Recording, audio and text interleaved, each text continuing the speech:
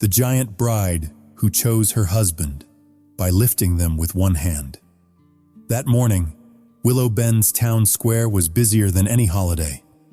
Folks had come to see the giant woman, the one men had to tilt their heads back just to find her face, the one strong enough to lift a grown man the way you might lift a dining chair. But Maribel was not searching for the strongest man.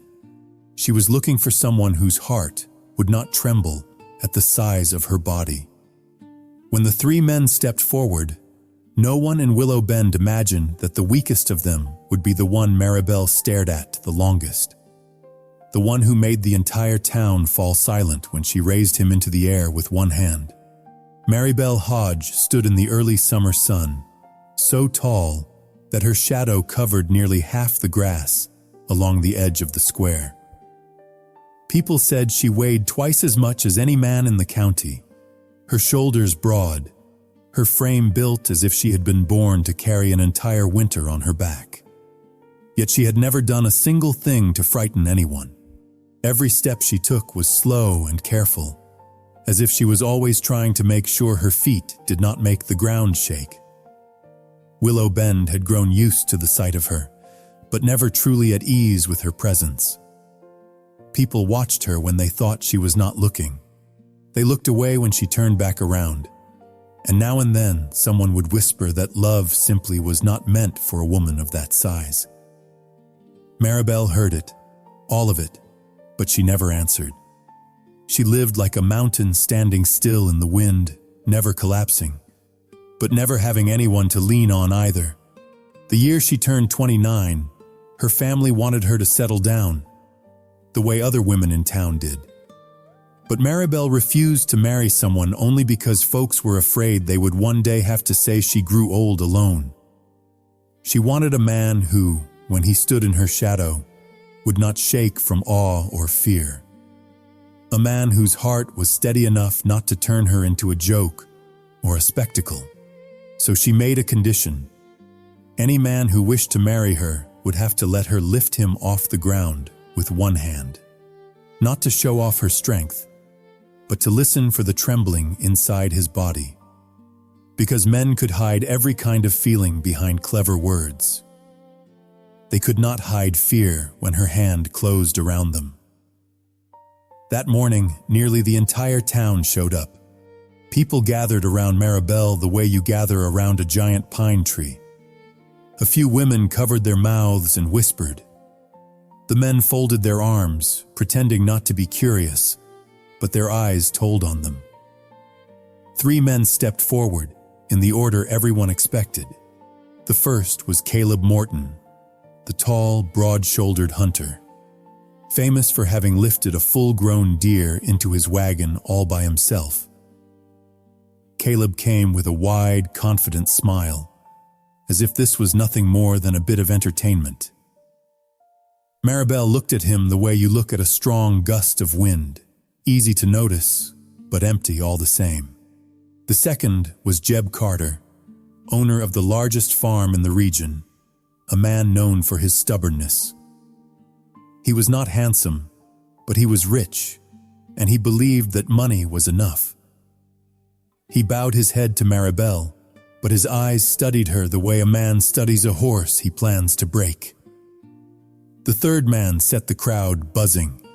Elijah Brandt, the weakest man in town. He was not tall, not strong, his shoulders even a little narrow. He was the man who fixed the watermill, a man who had spent his entire life working in quiet corners. Folks said he could not throw a punch, could not wrestle anyone to the ground, and certainly could not carry firewood up a hill. But he was the only one who did not laugh as he came near Maribel.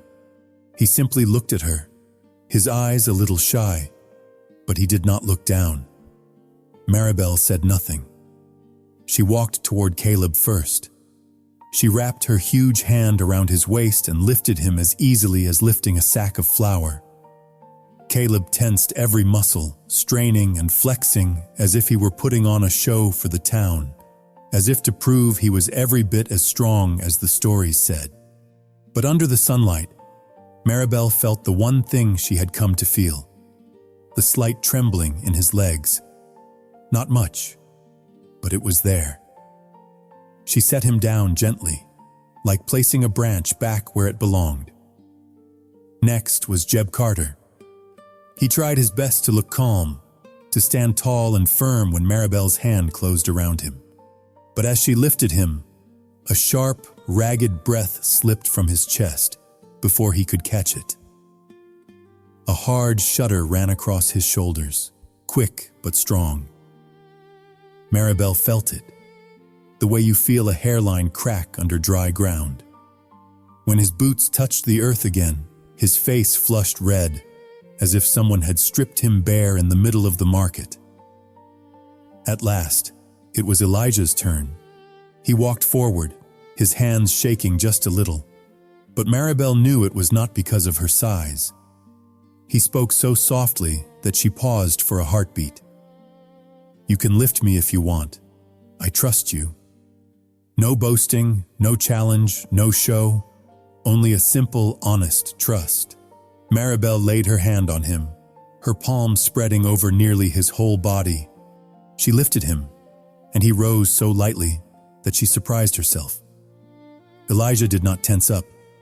He did not hold his breath. He did not turn his face away. He only spoke very gently, as if he was afraid of hurting her somehow.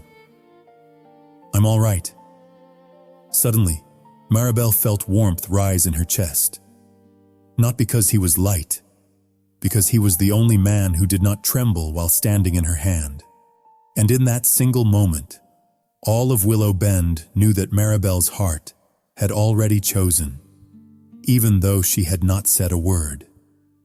Willow Bend went quiet when Maribel set Elijah back on the ground. It was as if the air had been caught halfway inside everyone's chest. For a few long seconds that felt like an entire afternoon, no one said a word. They had never seen a man stand in Maribel's hand without shaking like that. It was not because Elijah was strong. It was because his heart did not tangle itself into knots when he faced her. Elijah straightened his shirt, a little awkward, a little shy. He bowed his head in thanks, as if she had simply helped him up after a small stumble, not lifted his entire body with a single hand. Maribel watched that simple, gentle motion and felt her own heart slow just for a beat. He was not handsome, not powerful, even a bit fragile to look at. But his eyes held a quiet patience, the kind that knew how to listen, how to wait, how to look at her not as a curiosity, but as a person trying her best to live decently in a town that loved to judge. The first person to break the silence was Jeb Carter. His voice betrayed the bitterness he did not manage to swallow. "She can pick whoever she likes, but lifting men like that just to show off strength doesn't mean a whole lot." Caleb Morton cut in, trying to hide the shame of being the first one who had trembled. "Choosing a husband based on that sounds mighty strange to me." Somewhere in the crowd, a woman spoke just loud enough for a few to hear. "If it were me, I'd choose the one who didn't shake too." Maribel heard every word, but they all sank beneath the sound of her own heartbeat. She looked at Elijah, standing a few steps away, his hands loosely clasped together like a man waiting to be told what to do next. He did not say anything. He did not look at her with the pride of someone who had won, nor with the swagger of a man who felt superior to the others. He simply stood there, quiet, like someone who had grown used to living in the shade rather than under full sunlight. At last, Maribel took one step forward, and her shadow swallowed nearly all the light that fell on Elijah. "You are not afraid of me?" she asked. Elijah lifted his head. His pale brown eyes met hers, steady, unflinching. "Why should I be?" he replied. The softness of the question made Maribel hesitate. "Because I am much bigger than you." Elijah shook his head, his voice low but certain. "Being afraid or not, has nothing to do with size. All I see is a woman trying to find someone who can stand beside her, not someone who expects her to shrink herself down." Maribel fell silent. His words touched a place inside her she had never dared to put into words. All her life, she had shortened her steps, lowered her voice, turned sideways to slip through doors, tried not to stand too close to anyone so they would not feel overwhelmed by the size of her shadow. She had never once imagined that someone might notice that. Elijah went on, "I'm not strong. I know that." He glanced at his thin hands, then back up to Maribel. But my heart does not step away from you." That simple sentence made her pull in a deep breath, as if air was finally filling her lungs fully for the first time in years. "I am not used to hearing things like that," she admitted softly.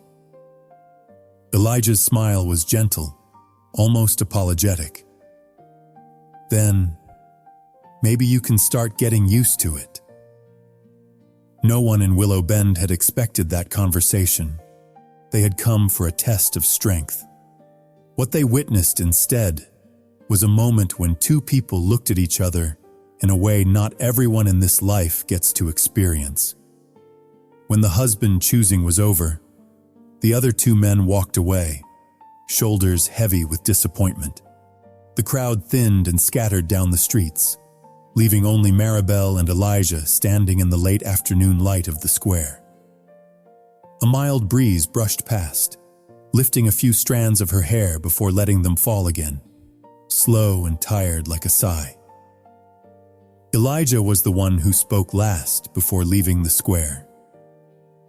"If you ever want to talk, I'm always at the mill workshop," he said.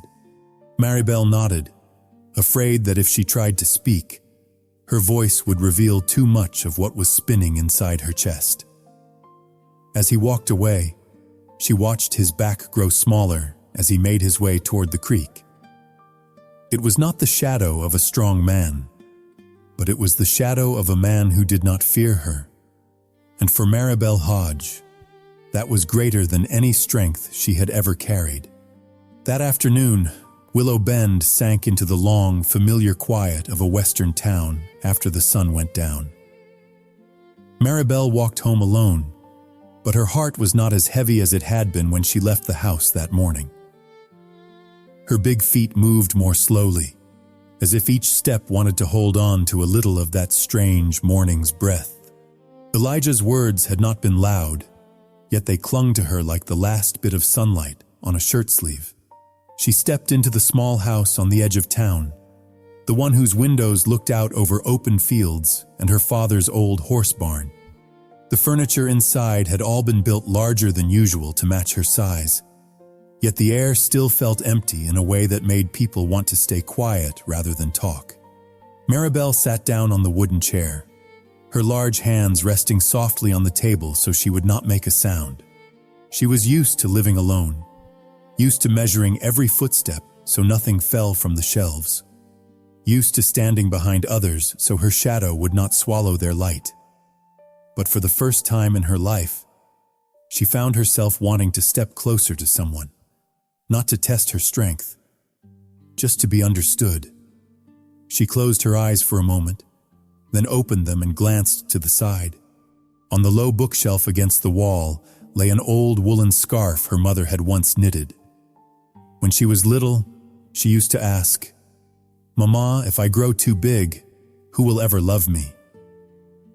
Her mother would smooth her hair and answer, "The one who loves you will not look at your size. They will look at the heart you keep underneath it."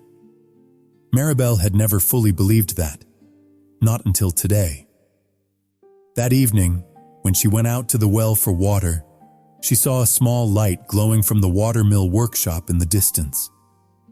Elijah was working late like he often did. His small frame cast a thin shadow across the water, the moonlight stretching and bending it out of shape. She stood watching him longer than she needed to. There was something in his quiet steadiness that made her chest soften. The next morning, Maribel decided to stop by the workshop, Not to say anything grand, not to make promises. She simply wanted to hear his voice again. When she arrived, the mill wheel was turning slowly, its old gears clicking and sighing. Elijah sat on the wooden step, a small chisel in his hand. He saw her shadow spill across the ground and lifted his head. "You came to see me?" he asked gently. Maribel nodded. "I don't know why," she admitted. Elijah smiled. "I do," he said. It was such a small answer, yet it was enough to make her stare down at the tips of her shoes, hoping to hide her flustered heart. She sat beside him, careful to leave enough space so he would not feel overwhelmed by her size. But he did not inch away. He only looked at her, his eyes as calm as flowing water. "Do you regret the test from yesterday?" he asked. Maribel answered slowly, choosing each word. "No. I only wanted to find someone who is not afraid of me." Elijah set the chisel down. "Then you have found him," he said. The simple certainty of that sentence made her heart skip. She did not know how to respond, because no one had ever said something like that to her, as if it were the most natural thing in the world. Quietly, she asked, "You don't think I am strange?" Elijah looked straight into her eyes. "So what if you are?" She said nothing. He went on, "I used to wish I were stronger than other men, but I learned that each of us has something that is ours alone. Your strength is not what frightens me. Your heart is what makes me want to stand closer." Maribel turned her face away. "I am not used to hearing things like that," she whispered. Elijah chuckled softly. "I can say less." She looked back at him, her gaze softer now. "You don't have to." For a while, neither of them spoke. But it was not the kind of silence that makes people restless. It was more like two people standing together beneath the shade of a wide tree, sharing its coolness without needing to ask why they were both there. When Maribel finally rose to leave, Elijah spoke one last sentence that made her stop mid-step. "You can come back anytime. I am not going anywhere." Maribel did not turn around, but the corner of her mouth lifted. It was as if, at last, her giant heart had found a place where it could breathe. In the days after the husband choosing, Willow Bend changed in a strange, quiet way. People talked less about Maribel when she walked by. The surprised looks were still there, but they had lost the sharp edge of judgment. A few older women even smiled when they saw her, as if they had just witnessed something they never quite dared to believe was possible. That a woman like Maribel could be seen by someone with gentle eyes. Maribel felt that change, but she did not let herself be happy too quickly. She was used to thinking of happiness like rare rain on dry land. It came fast, and it disappeared just as easily. And every morning, when she passed the watermill workshop, her eyes would search for Elijah's slight figure before she could remind herself not to expect too much. But Elijah was always there. Sometimes he was bent over the mill gears, sometimes tapping lightly at the wooden housing with a hammer, sometimes just sitting and reading an old book. And every time, he lifted his head when he heard her footsteps draw near. Not out of curiosity, but because he truly wanted to see her. One afternoon, Maribel came to help him lift the heavy planks to fix the workshop door. She carried them all with one hand, easy as nothing, and Elijah let out a soft laugh. "You know," he said, "if I had your strength, I'd never worry about this door breaking again." Maribel set the planks down and tried to hide her smile.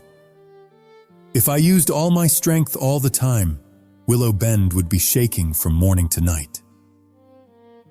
Elijah looked at her like he was seeing something very real.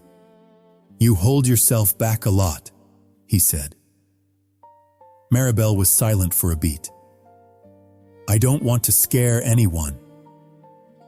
Elijah's voice dropped, gentle as a hand on your shoulder. "Have you ever thought that the right person would never be afraid of you at all?"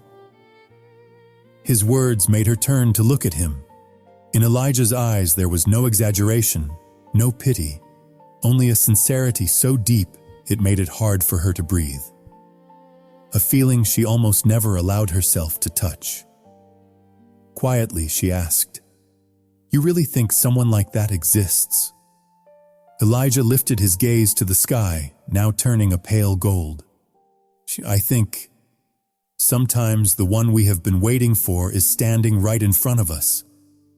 Maribel lowered her head, as if someone had gently opened a door she had kept shut for far too long. Just then, a strong gust of wind rushed through. The workshop door flew back and slammed hard against the frame, the edge whipping toward Elijah's shoulder. Maribel moved before she even knew she was moving. Her hand shot out and caught it, her palm covering almost the entire face of the door as it crashed into her grip. Elijah was standing right in front of her, so close that his breath brushed against her arm. He looked up at her, his voice soft but clear. "You just saved me." Maribel shook her head. "It was only the wind. It's nothing." Elijah rested one hand on the door, which was still trembling slightly from the impact. "It is something," he said. "To me, it is a lot." In that moment, neither of them said anything else, but something else had been spoken in the silence. Elijah trusted her the way people trust something that will never hurt them, without needing any oaths or promises. That night, Maribel walked home more slowly than usual. She felt something opening inside her chest, like a seed that had been buried for years suddenly meeting water. It did not burst open all at once.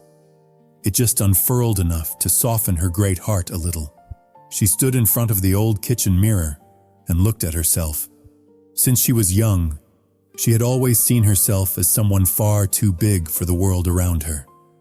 But tonight, for the first time, she saw something different in her own eyes.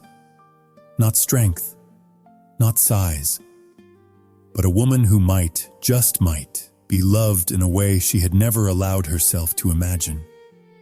Elijah had not shouted any grand declarations, but the things he said, the way he stood near her, the way he did not step back when she stepped forward, all of it was teaching Maribel's heart something she had forgotten long ago.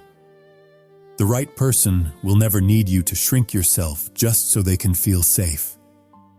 And for the first time in many years, Maribel felt that her too large heart might actually fit in this world. The day Maribel Hodge decided to make her final choice, Willow Bend gathered in the square again. This time there was no noisy excitement like that first day. No more mocking laughter or sharp, cutting looks of curiosity. In their place was a quiet kind of respect, and maybe a bit of waiting for something they themselves did not fully understand. Maribel walked to the center of the square slowly. Each step was steady, as if the ground itself were an old friend who had known her footsteps for years. Today, she was not wearing her usual work clothes, but a deep blue dress her mother had once sewn for her. The dress could not hide her giant frame, but it softened her somehow, like a mountain covered in gentle light. The three men stood waiting. Caleb Morton, still wearing his confident look, though his eyes no longer held the same arrogant shine. Jeb Carter, unable to hide his bitterness, yet careful not to be too loud about it. And Elijah Brandt, standing quietly with his hands loosely clasped together, his face calm, as if today's outcome was never something he could control, only something he was ready to accept if it came to him. Maribel looked at each man in turn. She did not speak right away, because she did not want this husband choosing to feel like a grand announcement. She only wanted to say what she had been carrying in her heart for a very long time. At last, her gaze settled on Elijah. She stepped toward him, her breath stirring a few strands of his hair. Elijah lifted his head, not surprised, not afraid, not so overjoyed that he lost his composure. His eyes were those of a man who had been quietly waiting for this for a long time without daring to hope too loudly. Maribel spoke softly. "You did not shake when I lifted you." Elijah answered, his voice as gentle as the early breeze. "Because I trust you." She looked down at her hands, then back at him. "All my life, I believed no one could stand in my hands without fear." Elijah said, "You were wrong." Maribel blinked slowly. "I know." Then Maribel held out her hand, not to lift him again as a test, but for him to place his hand in hers. Her hand was twice the size of his, but when he laid his palm in it, the world seemed to balance itself in a strange, quiet way. Not because of her strength, because his heart did not waver in the face of it. Maribel turned to the crowd, her voice calm but clear. "I choose the man who does not look at me with fear. I choose the man whose heart does not tremble in my hands." Elijah still did not say much. He just gently squeezed her fingers, as if he were sending warmth into her skin in place of words. Caleb Morton bowed his head. Jeb Carter let out a long breath and turned away. There was nothing either of them could argue with. Not against what the whole town had seen with their own eyes, Maribel looked back at Elijah, her eyes softer than on any day of her life. "If you want, you can come with me," she said. "Not because of the test, because I want you to," Elijah whispered. "I wanted to, even before you spoke my name." The murmurs rose around the square again, but the sound had lost its sharpness. Willow Bend seemed gentler somehow, as if the town itself had finally understood that love could not be measured in size or strength. It could only be measured in the peace two people felt when they stood side by side. Maribel bent down and carefully lifted Elijah up with both hands. Not like a trial now, but like a woman holding the man she had chosen. Elijah slipped his arms around her neck, not afraid, not bracing himself, not trying to hide. He said only one sentence, a single line that finally gave Maribel's too large heart a place where it could rest. "Shakti, in your hands. I have never felt so safe." And that was enough. In Willow Bend that day, people did not simply witness a strange way of choosing a husband. They witnessed something far rarer. A woman who had spent her whole life being called too big, finally seen in the true size of her heart. And a man weak in body standing stronger than anyone else within her arms. It was not an ending. It was the beginning of a place where hearts could heal. A place where strength did not live in muscle, but in the quiet peace two people found in each other. Willow Bend is not a big town, and it is not a rich one. But from the day Maribel Hodge laid her great hand over Elijah Brandt's small one, that little town seemed to learn something deeper than all the long winters it had ever lived through. That you cannot measure a heart by the size of a body, and you cannot measure happiness by the rumors that have been passed around for years. Maribel still walks with her great shadow stretching long beside her, but now, beside it, is Elijah's smaller shadow, fitting into hers like two pieces of a puzzle that never need to compete. Wherever she goes, he goes. Not to shield her, but to remind her that even a mountain deserves a home to come back to. And Elijah, the weakest man in Willow Bend, has become the only one strong enough not to tremble when he stands in her hands. That alone makes people fall quiet in the best possible way. Quiet because they have finally understood something they never managed to see before. Willow Bend has not changed the color of its soil, and the wind has not changed its direction. But the town has changed how it looks at things, and sometimes that alone is enough to heal an entire lifetime. If the journey of Maribel and Elijah has softened your heart even just a little, hit subscribe and stay with us here at Tales from the Wild West. Remember to like, comment, and share if you want more warm stories like this one to keep being told. And do not forget to turn on the notification bell so you do not miss the next ride under these wide western skies.